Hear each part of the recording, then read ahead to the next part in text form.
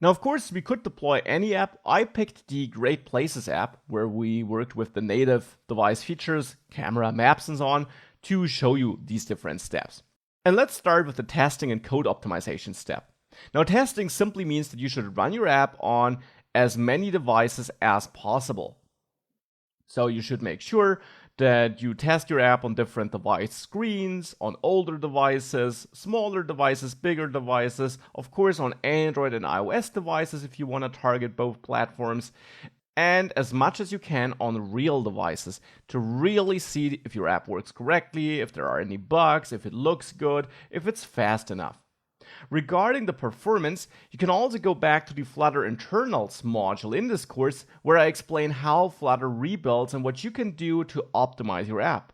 For example, split your bigger widgets, which are rebuilding, into smaller widgets so that smaller parts of your app rebuild. Or use const constructors.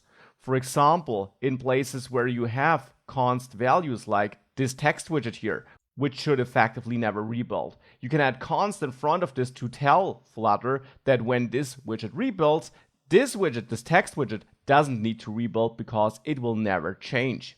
Things like that. Now you will always find certain improvements, optimizations, and maybe also some bugs after you deployed, after you published your app. And that is absolutely normal. Of course, you should really rule out as many bugs as possible, but for performance optimizations like this one here, if you tested your app on a broad variety of devices, also on older devices, and it worked fine everywhere, then this is not the end of the world. And you can always, and you should of course, update your already published app. Publish a new version and your users will automatically download and use it. So highest priority really is that you ship an error-free application, and thereafter performance improvements or other tiny improvements, you will always find new ways of improving your app, and that's a normal part of development.